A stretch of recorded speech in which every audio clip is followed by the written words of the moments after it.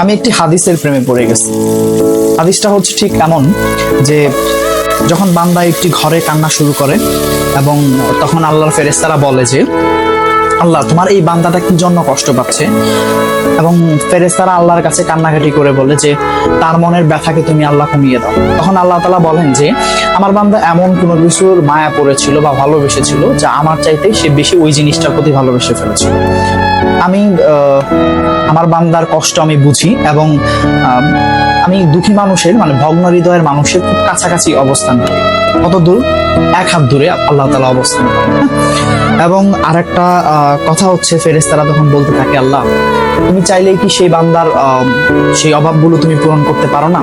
তখন আল্লাহ তাআলা বলেন যে আমি ওয়াদা করতেছি আমার বান্দা যে জিনিসটা তার জীবন থেকে হারিয়েছে তার চাইতে অধিক উত্তম জিনিস আমি তাকে দিব, যা দেখে পৃথিবীর মানুষ বিস্মিত হবে।